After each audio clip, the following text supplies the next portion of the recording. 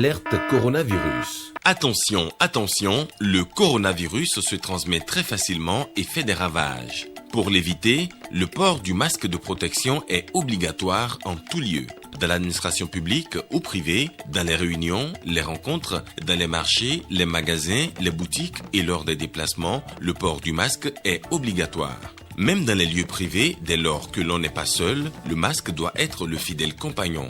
Mais attention, le port de masque de protection ne dispense nullement d'appliquer les autres mesures de prévention, notamment le lavage des mains à l'eau et au savon et l'observance de la distance de sécurité sanitaire d'au moins 1 mètre entre personnes. Enfin, s'abstenir de porter des gants en vue du lavage régulier des mains à l'eau et au savon ou de l'application de gel hydroalcoolique.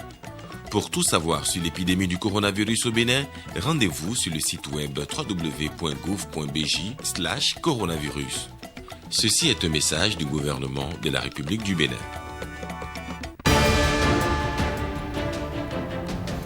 Patrice Talon a foulé le sol de Malanville ce samedi au nord du Bénin. Dans le cadre de sa tournée nationale, le chef de l'État a eu droit à un accueil chaleureux de la part des populations. Comment se prémunir contre le diabète, cette maladie silencieuse qui continue de faire des victimes? C'est une préoccupation traitée à l'occasion de la Journée mondiale du diabète qui est célébrée ce jour 14 novembre.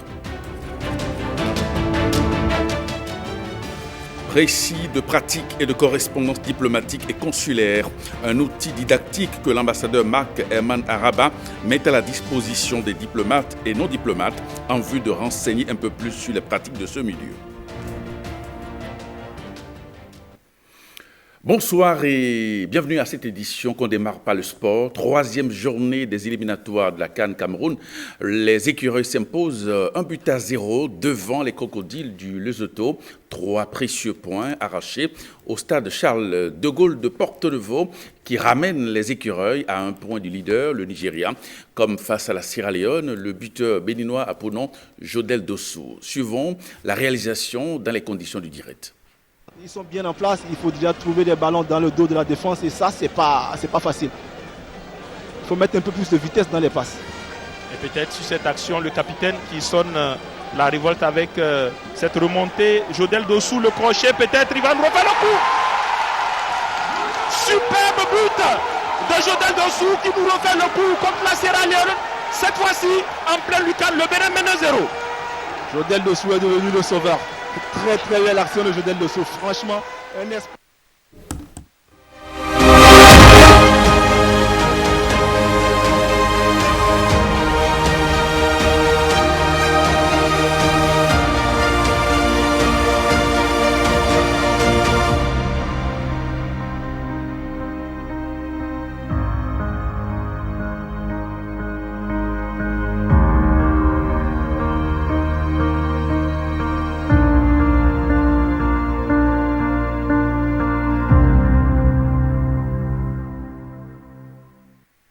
Le chef de l'État, Patrice Talon, qui poursuit sa tournée nationale à l'intérieur du pays. Ce samedi, le chef de l'État était à Malanville où il a reçu un accueil chaleureux. Nous retrouvons sur place nos reporters Jérôme Moubo, Jean Nobimin et Mohamed Bion.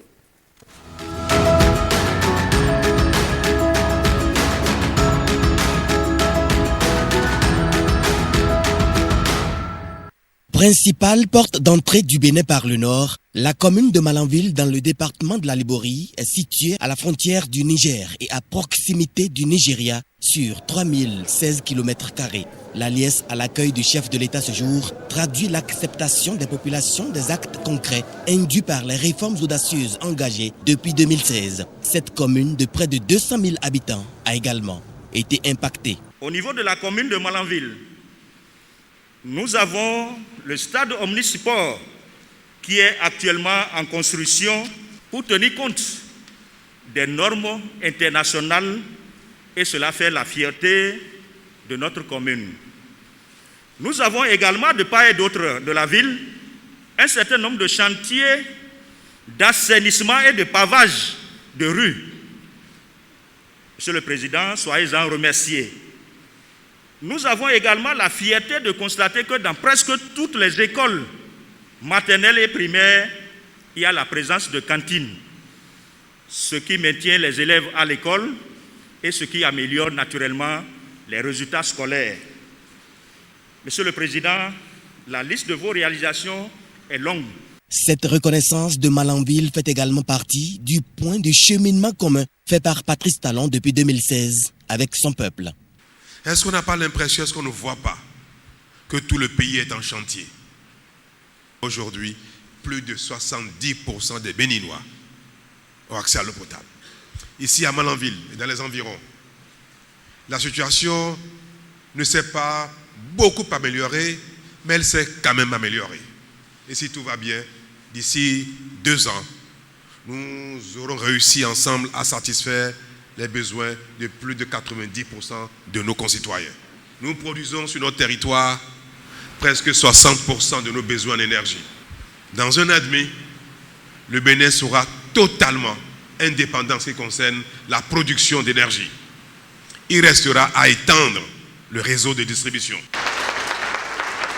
Ce que vous avez espéré de mon prédécesseur, ce que vous attendrez du prochain et de leur gouvernement, c'est simplement de bien gérer ces ressources qui sont collectées. C'est d'amener chacun à faire correctement son travail. C'est de permettre que l'un ne vole pas l'autre. C'est de permettre que la corruption n'amène pas quelques-uns à prendre ce qui est destiné à tout le monde, ce qu'il faut utiliser pour donner de l'eau, l'électricité, l'école, la santé à tout le monde, de sorte que chacun puisse vivre de ses efforts. L'élevage, l'agriculture et le commerce sont les principales activités auxquelles s'adonnent les filles et fils des 5 arrondissements, 50 villages et 8 quartiers de ville de Malanville. Au nombre de leurs doléances figure un programme spécial d'assainissement urbain, une autoroute à double sens, la route Guéné-Karimama, une digue de protection, l'aménagement de la vallée, un centre de santé de référence, des infrastructures scolaires et autres. Au niveau de l'éducation, nous avons des années scolaires apaisées et sans grève, grâce à vous. Au niveau de la santé, nous avons des médecins de qualité, compétents et qui sont réellement au poste, sans duplication et sans corruption. C'est grâce à vous que la lutte contre les faux médicaments s'est soldée sur une victoire. Nous ne savons comment vous présenter nos sincères remerciements pour tout ce que vous faites pour ce pays. Aujourd'hui, je peux dire, de Cotonou jusqu'à hauteur de Parakou, la route est en chantier. Aujourd'hui, maintenant, c'est déjà livré jusqu'à hauteur de Touy. C'est un grand soulagement pour nous, les transporteurs. Pour les 4 ans sous la rupture, je peux dire que le pays a beaucoup avancé, puisque nous avons avancé en matière d'infrastructure, qui fait descendre les intérêts sur la population. Et au niveau du développement, nous nous voyons sur le plan mondial monter. Pour les 4 ans, elle est appréciable. Donc pour les 5 ans, les 10 ans, ça serait plus qu'appréciable. On a trouvé stade, on est en train de trouver pavé, tout encore. Avant là, si tu vas aller à Cotonou, c'est problème. Maintenant, à n'importe heure, tu vas démarrer ton véhicule pour prendre la voie. Il y a sécurité partout. En tout cas, nous sommes bien ici maintenant. C'est vrai que depuis qu'il est monté au pouvoir, on ne l'a pas vu. Et c'est cette soif-là qui a fait que la population est vraiment sortie massivement pour pouvoir l'accueillir. Et nous profitons vraiment pour le remercier pour tout ce qui est déjà fait.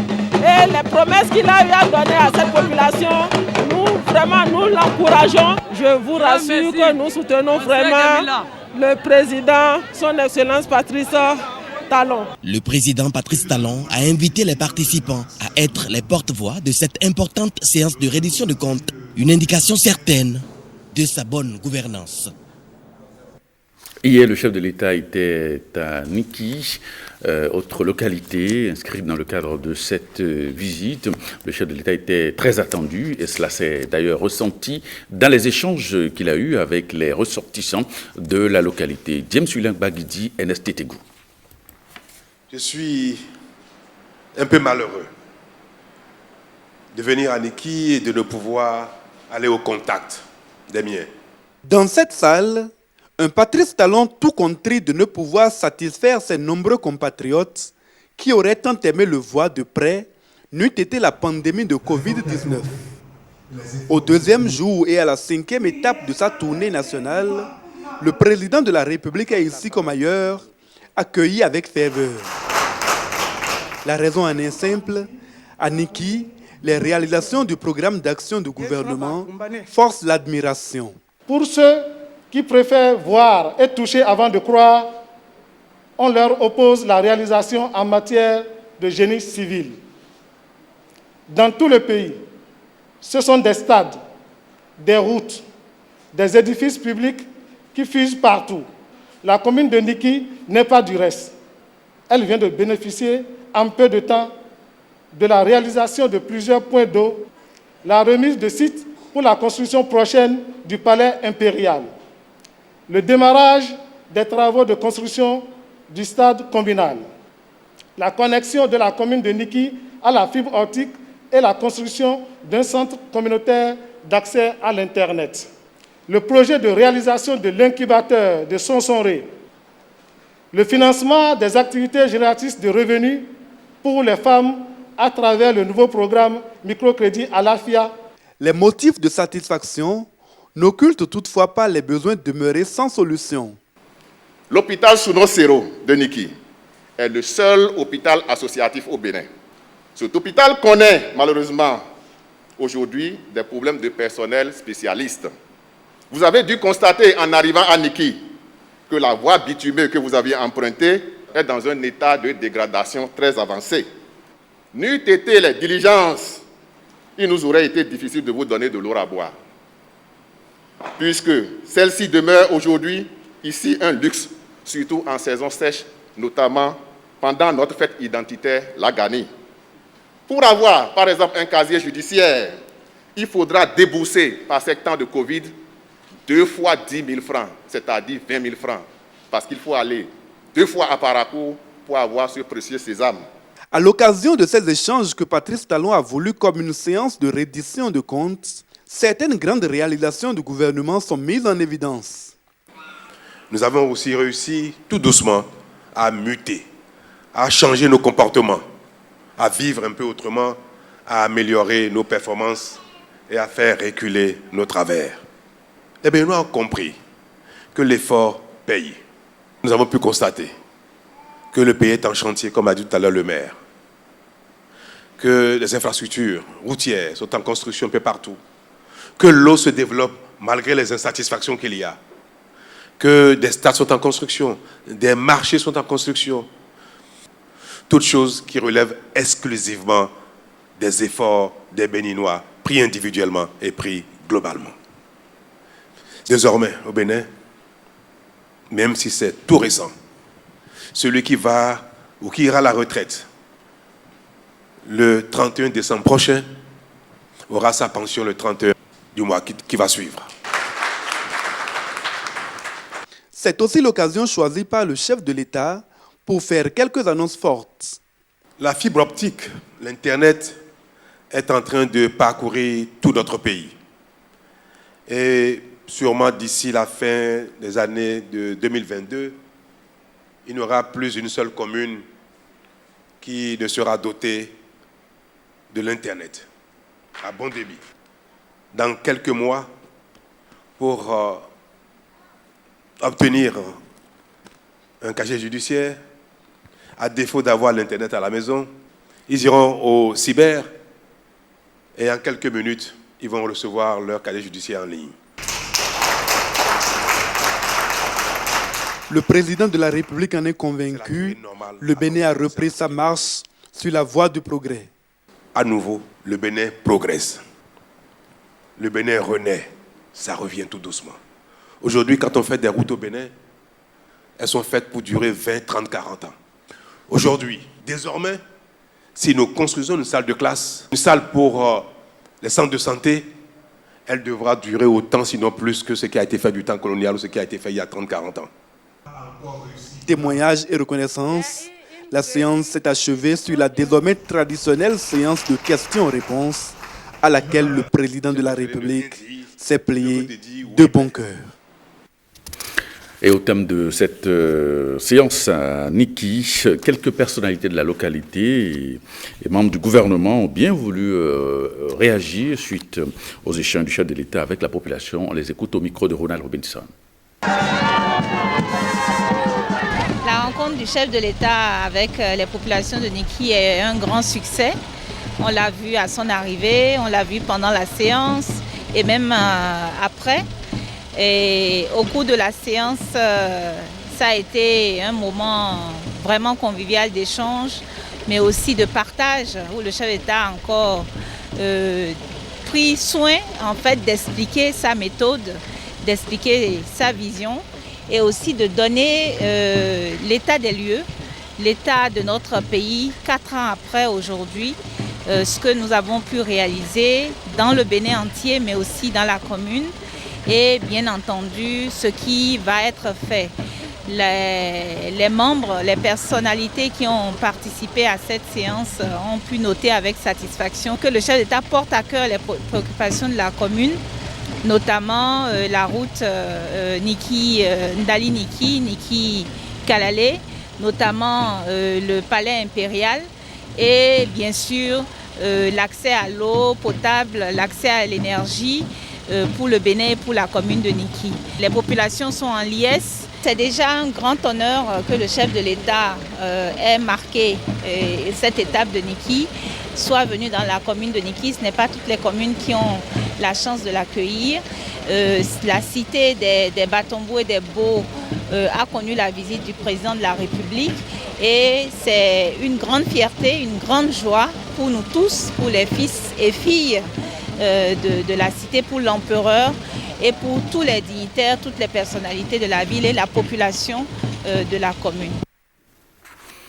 Et puis le chef de l'État a également marqué une escale à Bembereke pour le même exercice de reddition de comptes. On va retrouver sur place à Bembereke William Tchoki et Mathieu Soken. Commune de Bembereke, terre du héros national Bioguera.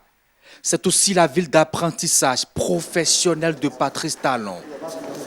Bonjour tout le monde.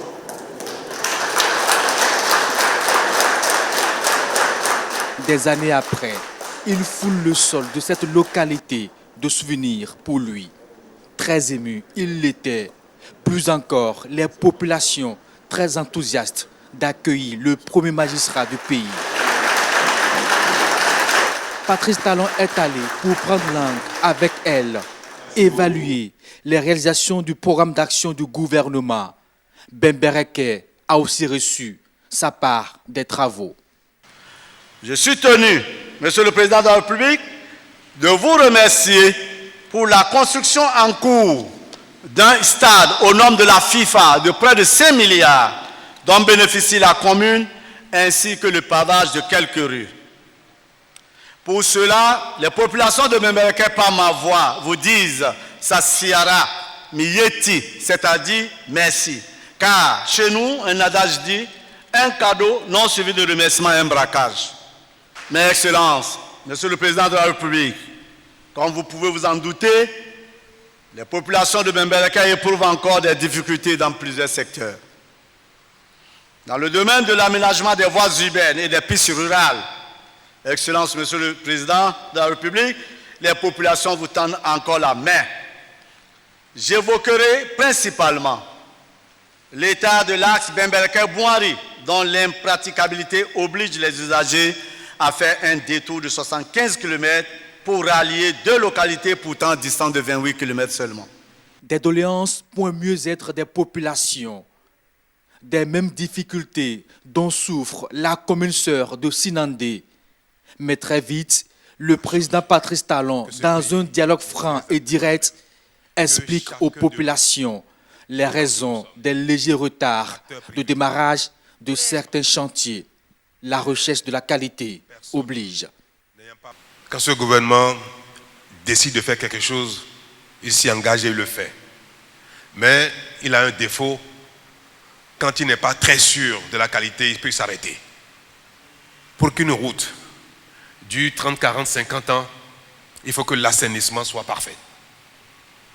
Si il n'est pas bien fait, si les travaux d'assainissement ne sont pas bien réalisés et que l'expertise dit qu'il faut faire pour faire des économies parfois, parce que même si on me fait les choses de manière sérieuse, on ne gaspille pas l'argent. Donc, quand les recommandations tenant compte de ce qu'il faut dépenser avec parcimonie. Et ce qu'il faut faire avec qualité recommande quelque chose qui s'avère risqué. Il faut savoir s'arrêter et reprendre. Ça a été repris.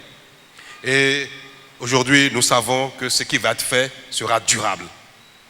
D'ici maximum 2 mois, maximum, les travaux vont démarrer. Avant fin décembre 2020, les brèches seront colmatées en matière de manque d'enseignants dans les lycées et collèges.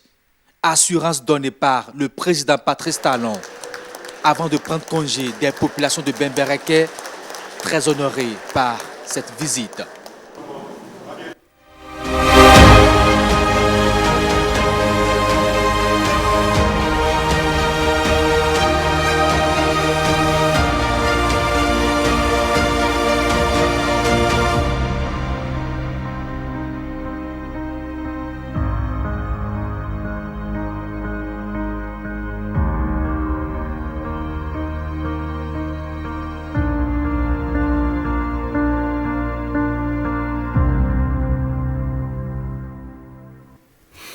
Autre sujet dans ce journal, maintenant, le programme de renforcement des capacités des acteurs de l'énergie au Bénin, dote le secteur de l'énergie de moyens roulants. La cérémonie de remise officielle de ces véhicules et motos s'est déroulée hier à Cotonou en présence du ministre de l'Énergie, Ghislain Boguet, Francis Faton. Enfin, les véhicules sont là. Les 10 véhicules pick-up sont là, avec 54 motos toutes neuves, moyens de mobilité dont le don s'inscrit dans le cadre de la mise en œuvre de la composante 4 du résultat 1 du projet d'appui institutionnel et de renforcement de capacité des acteurs du secteur de l'énergie au Bénin. Composante qui vise à mettre à la disposition des acteurs du secteur de l'énergie des moyens nécessaires pour un travail optimal. Projet découlant de la coopération entre la République du Bénin et l'Union européenne. Je me joins à vous aujourd'hui pour célébrer une étape nouvelle d'une coopération exemplaire, d'une coopération dynamique, d'une coopération fructueuse, qui est celle de notre pays avec l'Union européenne. L'Union européenne, disposée à accompagner le développement du secteur de l'énergie au Bénin. Disposer d'un secteur énergétique performant s'est traduit par un accroissement des investissements, la croissance économique du pays, l'augmentation de l'emploi et des meilleurs services pour toute la population et les autres secteurs de l'économie. Les 10 véhicules et les 54 motos viennent combler un déficit et participeront à l'obtention de résultats dans le secteur. L'acquisition et la mise à disposition de ces véhicules pour un montant total de 265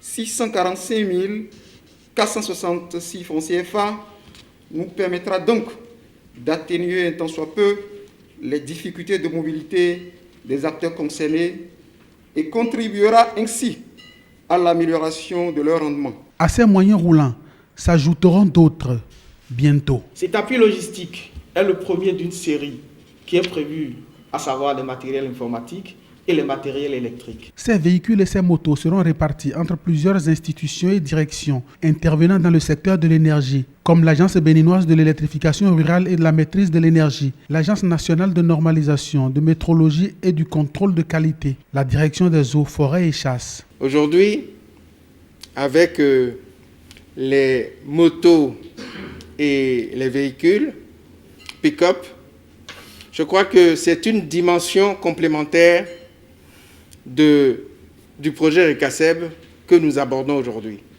à travers la facilité à la mobilité des acteurs du secteur. Chaque utilisateur doit être non seulement responsable, mais forcé de démontrer que nous avions eu raison, que l'Union européenne a eu raison, que la coopération entre l'Union européenne et le Bénin a eu raison de leur affecter ces moyens. À travers, je dirais, 2 choses fondamentales. Premièrement, c'est la bonne utilisation de ces moyens. Deuxièmement, c'est faire en sorte que ces biens soient considérés comme des bijoux de famille qui nécessitent évidemment protection, qui nécessitent évidemment la maintenance pour qu'on puisse les utiliser le plus longtemps possible pour la bonne cause que nous connaissons et que nous partageons tous. Pour certains bénéficiaires, ces moyens roulants sont attendus pour des projets déjà en cours de mise en œuvre. Ce matériel roulant est tombé à point nommé pour nous parce qu'actuellement, nous sommes en train de faire la vérification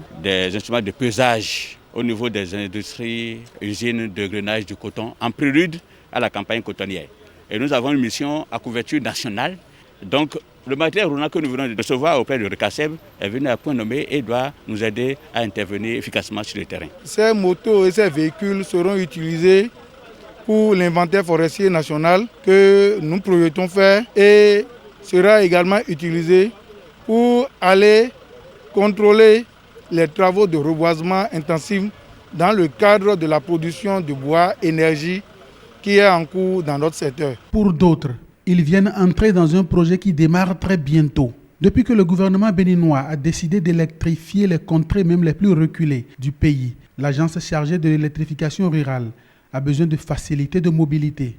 Ce besoin est satisfait aujourd'hui. J'ai un sentiment de joie et de fierté ce matin pour avoir reçu ces moyens roulants qui ont été mis à la disposition de l'ABEM. Qu'ils vous souviennent que l'ABEM est chargée donc de donner l'accès à l'électricité des populations rurales.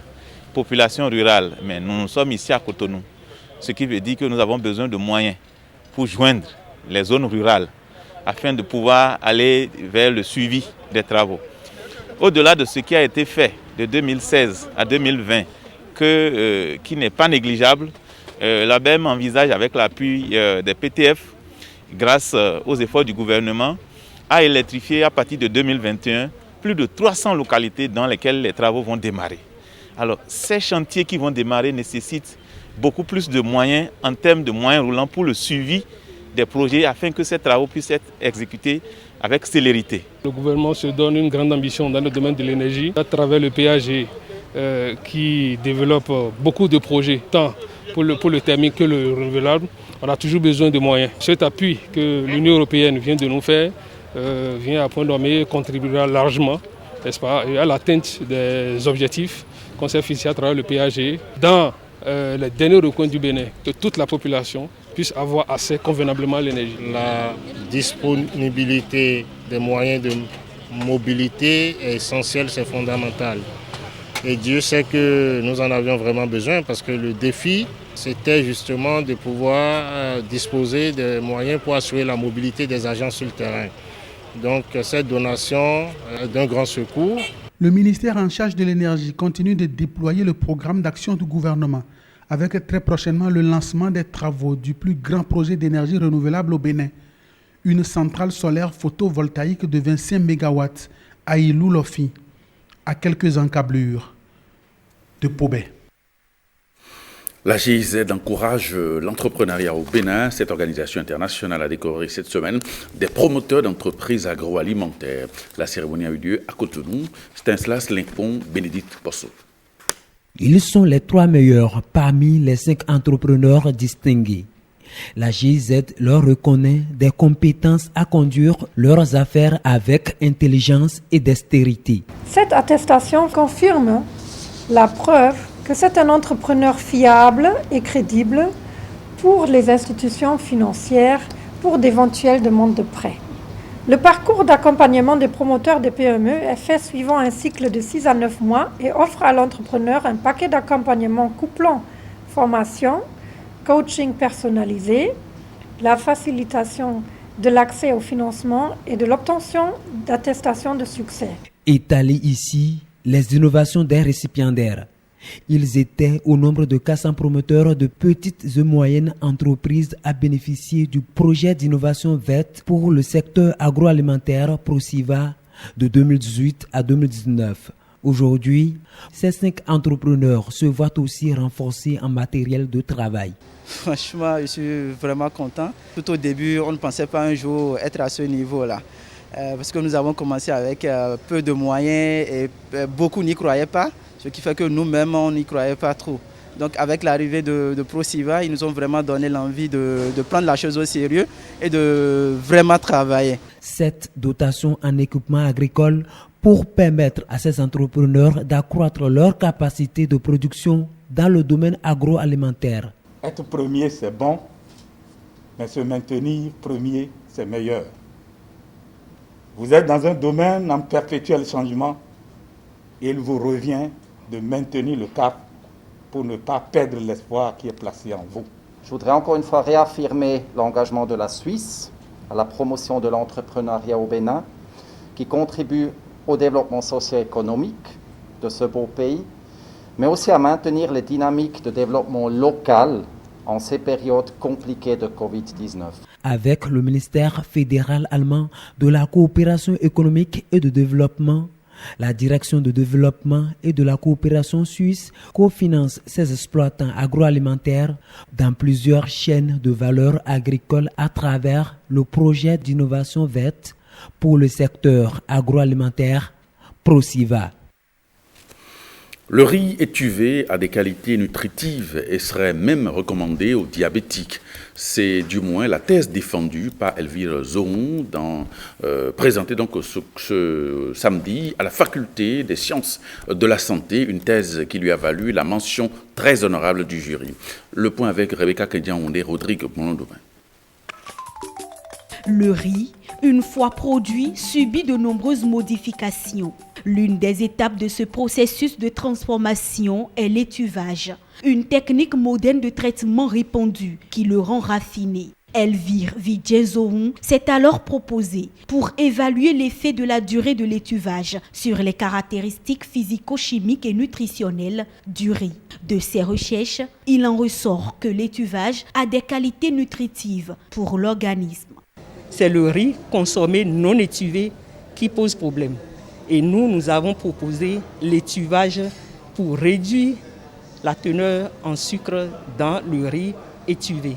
Nous avons conduit cette étude parce que le riz, une fois consommé, libère dans l'organisme beaucoup de glucose. Et ce glucose est néfaste pour l'organisme.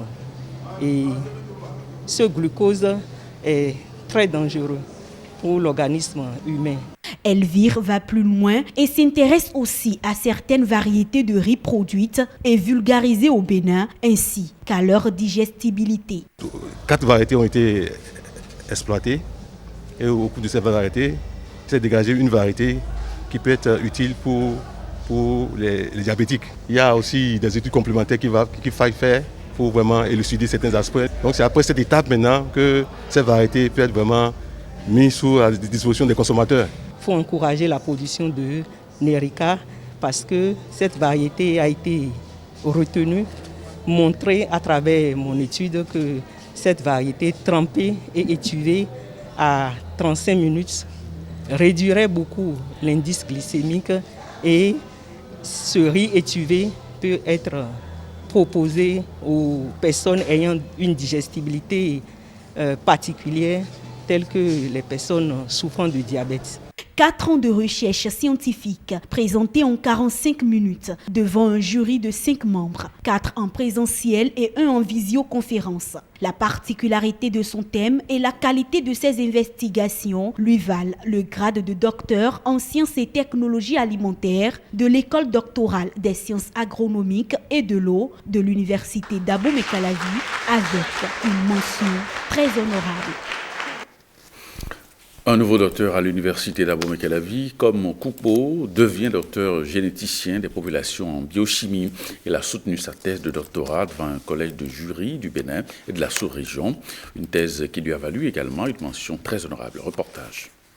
Pendant plus d'une demi-heure, comme Koupo va tenir en haleine son jury complètement subjugué par son exposé, le futur docteur a orienté ses recherches sur la lutte difficile contre le paludisme du fait de la résistance de l'anophèle aux insecticides.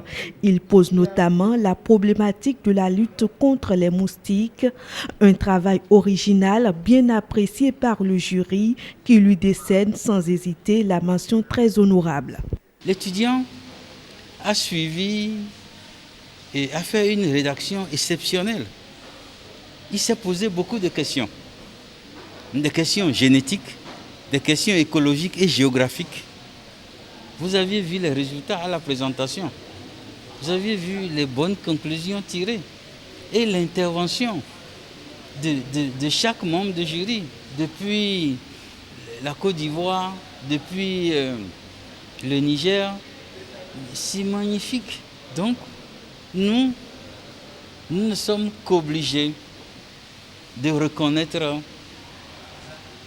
cette valeur scientifique de la thèse de notre étudiant et de ne donner que la sentence maximale. La thématique a pour objectif de pouvoir caractériser ou d'étudier la structure génétique des différentes espèces en jeu, quitte à pouvoir apporter, à en découdre de ces résultats, des décisions qui seront prises en compte par rapport aux différents programmes ou à notre programme de lutte contre le paludisme. Il s'agit plus spécifiquement de notre constat que nous avions fait que la distribution de ce gène n'est pas en fonction de la géographie, mais plutôt en fonction de l'écologie.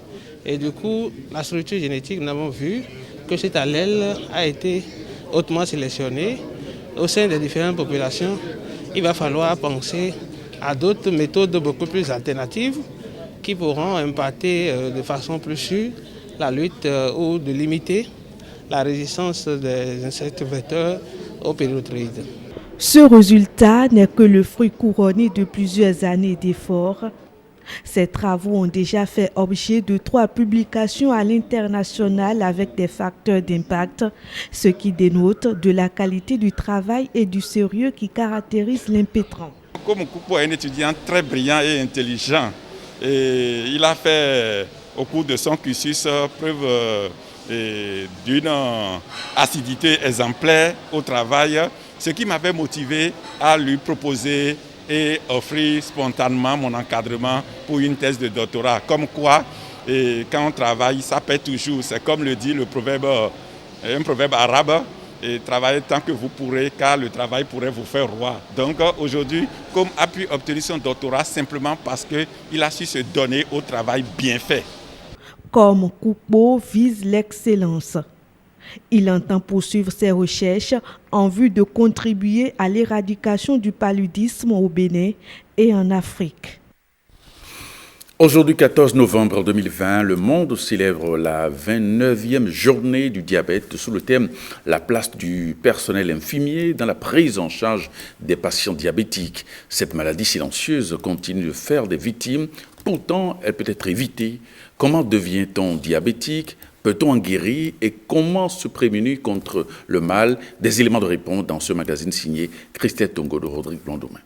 Le diabète est un groupe d'affections métaboliques caractérisé par une hyperglycémie chronique qui aboutit à long terme à la survenue de complications. Pendant des années, il se cache, se tait ou se fait oublier. Quand il se montre, le diabète crée des dégâts considérables. Pour la plupart du temps, les patients diabétiques, il y a généralement des situations, soit ils viennent en urgence, on les voit dans une situation d'urgence, donc dans un coma acidocétosique, pour la plupart du temps, ou ils viennent en consultation référés par un médecin, un collègue médecin. Et dans ces situations, ils peuvent venir et se plaindre des fourmillements. Ils peuvent venir se plaindre du fait d'avoir maigri, d'avoir beaucoup maigri, d'uriner beaucoup, de boire beaucoup d'eau et d'avoir par exemple des plaies qui traînent, qui ont du mal à cicatriser, ou des fois on les réfère pour la prise en charge d'une dysfonction érectile. Diabétique depuis maintenant 15 ans, Jules, âgé de la soixantaine, a dû apprendre à vivre avec la maladie. Moi, je souffre du diabète de type 2. J'ai mes grands-parents qui sont morts de diabète. J'ai mes oncles, mes tantes qui ont le diabète. Donc, je l'ai hérité. Tu as une nouvelle vie et donc tu dois faire face pour être en équilibre et pour avoir une bonne santé. Il faut être fort dans la tête pour supporter, pour voir des gens peut-être à qui tu tiens et qui du jour au lendemain prennent leur distance vis-à-vis de toi. On a d'abord constaté un changement physique dans son physique.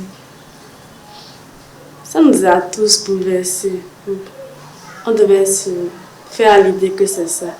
Grâce à un accompagnement des professionnels de santé, il a pu adapter son quotidien entre les injections d'insuline et une surveillance accrue de son hygiène de vie, même si parfois la réalité est dure à porter. J'avais eu peur. J'étais stressé, déprimé même, je dirais. Mais les médecins et les agents de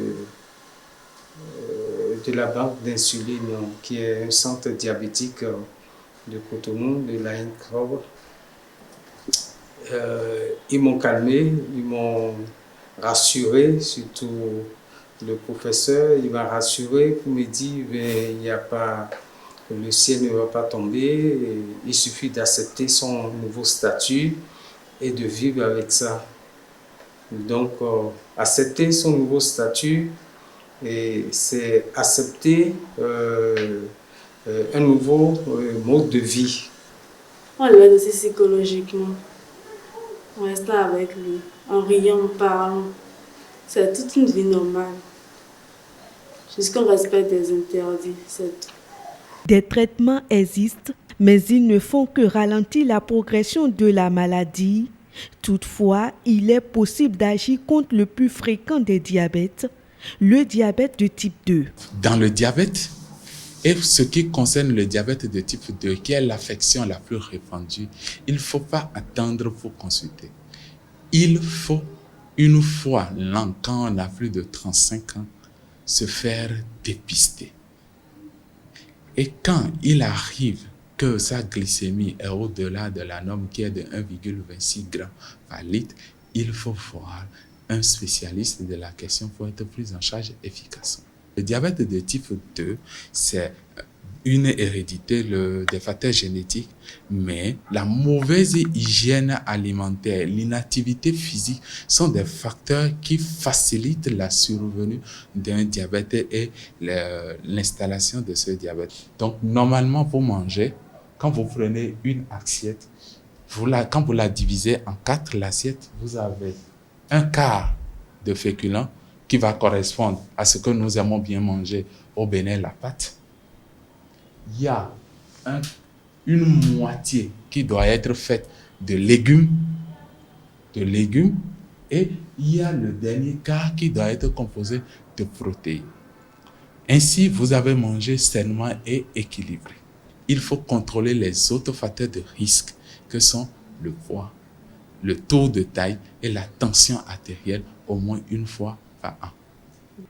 Le diabète, cette maladie silencieuse, peut être évitée en adoptant une hygiène de vie saine, et quand le mal est déjà présent, le diabétique doit pouvoir aussi compter sur le personnel hospitalier pour une prise en charge effective et efficace. Les pratiques diplomatiques et consulaires décrites dans un livre qui vient de paraître aux éditions L'Harmattan.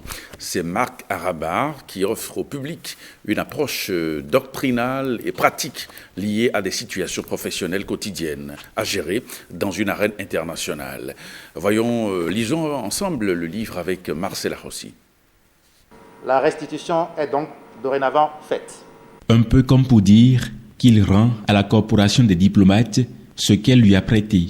Marc Herman Arabar dépose en passant une bonne partie de ses connaissances acquises dans un précis de pratique, celle diplomatique et consulaire, fruit d'un travail minutieux, opiniâtre, avec une agréable présentation, comme le reconnaît son préfacier. Je veux donc saluer l'excellent travail effectué par l'ambassadeur Arabar, homme de rigueur et de méthode. Cet ouvrage est promis, je n'en doute pas, à un grand succès.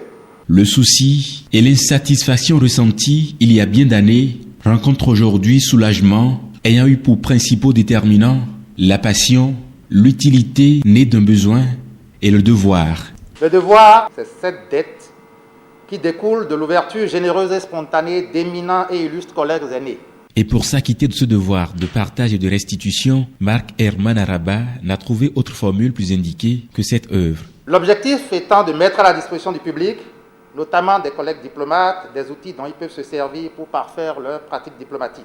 comme l'aurait voulu l'auteur, dans un contexte où la perception que se fait le public de la diplomatie est presque ou non conforme à la réalité. Se concentrer offre à tous l'opportunité de savoir de quoi est fait le quotidien d'un diplomate. Le précis de pratique et de correspondance diplomatique et consulaire, c'est 272 pages réparties en 6 chapitres. Une bonne dose de restitution, une réussite aux yeux du chef de la diplomatie béninoise. Et dans l'ombre de tout homme qui réussit, il y a toujours ou presque une femme. En le rappelant ici, Aurélien Agbenossi salue particulièrement Rachel, Madame Araba. Vous êtes le premier secrétaire général du ministère des Affaires étrangères dont j'ai proposé la nomination et avec qui j'ai travaillé. Mais on dit, chère Rachel, nul ne peut atteindre les lueurs de l'aube s'il n'a pas traversé les ténèbres de la nuit. La nuit est terminée. Marc Herman Araba, c'est déjà 24 ans d'expérience diplomatique. En procédant au lancement officiel de ce livre, il s'apprête à répondre à sa nouvelle fonction, celle qu'il envoie à New York pour représenter le Bénin auprès de l'Organisation des Nations Unies. Pour cause de Covid-19, la journée internationale des musées est célébrée en cette année 2020 à la date du 14 novembre au lieu du 19 mai, comme c'est le cas à l'accoutumée. À cette occasion, la rédaction s'est intéressée à la vie du musée des armées 6 places du souvenir à Cotonou. Il s'agit d'une institution créée en 2011 à l'instigation de certains hauts gradés des forces armées béninoises. Nikano Kovi Ramatoulawani. Ces mâts qui s'élancent dans le ciel, des repères de la place du souvenir, est-place des martyrs. Au sol, des fenêtres sur cou et une porte qui se dérobe à la vue des passants. Ici est l'entrée du musée des armées, passerelle du présent, ouverte sur le passé et la mémoire. La place, là où nous nous trouvons ici, la zone ici a une histoire parlante. Puisque beaucoup de soldats béninois comme civils sont touchés ici. Donc c'est pour honorer leur mémoire que le musée, étant déjà que la place des martyrs existe, il a été retenu que le musée loge dans le bâtiment de la place des martyrs. L'histoire qu'évoque cet officier est celle de l'agression militaire du 16 janvier 1977. De mémoire de patriote, un jour glorieux pour l'armée révolutionnaire du lieutenant-colonel Mathieu Kérékou, dont les hommes ont mis en déroute une horde de mercenaires conduits par Bob Denard, au prix du sang, au prix du sacrifice suprême. Camarades martyrs, adjudant Tansou Mathieu, soldat de première classe, Alassane Kassim, soldat de deuxième classe, Lassissi Yessoufou, gendarme de première classe, Toto Paulin, camarades, militants, civils, comme l'an Sylvain, vous qui êtes tombés au champ d'honneur, en service commandé ou portés disparus lors de l'invasion armée des mercenaires, le 16 janvier 1977, votre souvenir restera à jamais gravé dans la mémoire du peuple béninois révolutionnaire dont vous vous êtes montrés les dignes fils. Aujourd'hui, l'on entre au musée des armées un peu par curiosité et l'on y découvre presque des trésors d'histoire et des légendes militaires. Nous tombons directement sur les photos des marques. Voilà, ceux qui sont morts pour la patrie. Oui. Les militaires sont au nombre de 6 et il y a un civil dedans.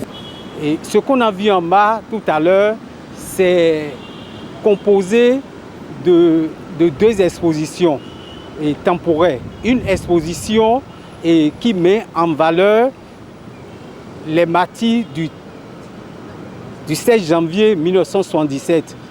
Et en même temps, on a également une autre exposition temporaire sur les tenues militaires. Entre ces 4 murs, le temps a suspendu son cours, ne coulant plus que très lentement pour tous ceux qui s'y trouvent. Comme pour ce soldat de l'ancienne garde républicaine, au bouton doré, disparu dans le silence de l'oubli. En fait, ce n'est pas le musée même, je dirais même c'est une configuration du musée. Le musée même reste à venir. Selon le projet dont moi j'ai eu vent en ce temps, au moment de la création de ce musée, et c'est que à la longue, le musée sera délocalisé d'ici et occuper un autre espace plus adapté et digne de ce nom. Une place symbolique et en dessous, l'ébauche d'un musée des armées à la double tutelle. Ministère de la Défense nationale, ministère en charge de la culture. De pair pour faire briller à nouveau les lustres d'une armée qui a forgé au fer et au sang de ses héros l'histoire politique du Bénin.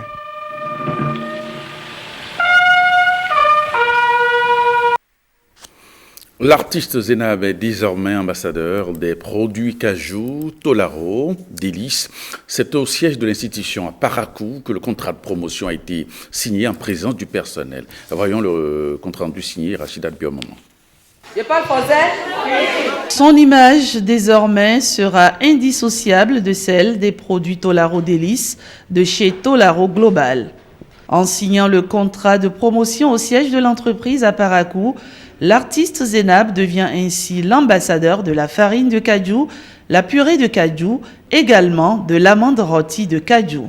Par cet acte, Tolaro Global est la vedette célèbre des produits issus de notre merveilleuse et emblématique noix de cajou du Bénin. Le choix de l'artiste Zénab n'est pas un hasard. En une phrase, c'est une artiste de vertu pour un produit de vertu.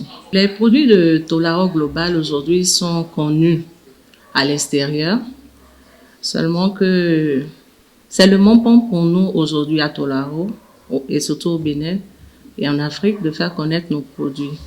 Donc c'est la raison pour laquelle nous avons pensé à celle qui aujourd'hui quand même représente une vertu et qui jouit aussi d'une grande notoriété ici au Bénin.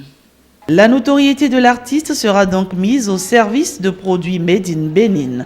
Une fierté pour les 615 employés de l'entreprise et pour la chanteuse qui prend au sérieux son rôle d'ambassadeur des produits Tolaro Délices.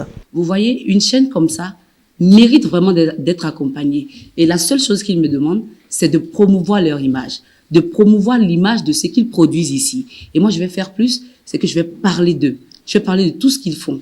La charge que j'aimerais bien porter pour eux est de faire connaître non seulement le produit aux consommateurs, parce que déjà c'est un produit qui est fabriqué avec beaucoup de rigueur, mais aussi de porter le message du travail interne qu'ils font pour le développement de leur pays. La farine de cajou et la purée de cajou offrent plusieurs possibilités culinaires facilement utilisables dans les mets locaux au quotidien. Les produits Tolaro Délices sont déjà exportés aux USA et en Europe. Tolaro Global, c'est un savoir-faire qui respecte les normes de sécurité sanitaire. Tolaro Global, c'est également plusieurs certifications telles que le HACCP, la FDA, l'ABSSA, le bio et même la prestigieuse certification BRC reconnue et respectée mondialement. Et sans doute avec Zénab, d'autres victoires à remporter. Et c'est sur ce reportage que nous refermons cette édition du 20h. Merci de l'avoir suivi. À 23h30, Rachida Biomama sera dans ce studio pour le JT Soir. Merci et à demain.